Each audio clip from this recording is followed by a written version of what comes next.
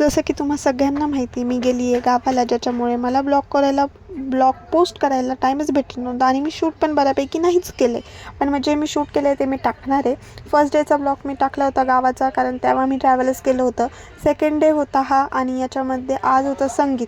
तर आम्ही आज नवरीच्या घरी जाणार होतो, त्यामुळे मग मी रात्रीच मेहंदी वगैरे काढून घेतली. इथे चाललं आहे याला काय म्हणता मला पण नाही माहिती, पण ते वाजवत होते.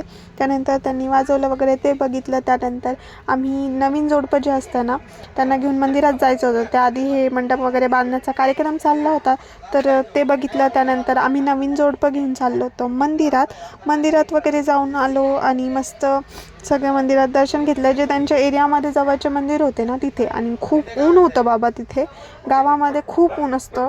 हे मला म्हणजे एकदम त्रासदायक ऊन होतं. त्यानंतर इथे चाललं आहे देव नाचवण्याचा कार्यक्रम. त्यानंतर गेलो होतो सोनारात. आपल्याकडच्या भावात आणि तिकडच्या भावामध्ये खूप फरक होता. डायरेक्ट 2,000 ते 3,000 रुपयांनी फरक होता. इतकं ऊन पाहता मग तोंडावर स्टोल घेऊन आले मी घरी. त्यानंतर परत केली मी तयारी वगैरे आणि मी मस्त इथे बांगड्या वगैरे पण भरलेल्या होत्या, त्याला चुडा म्हणतात.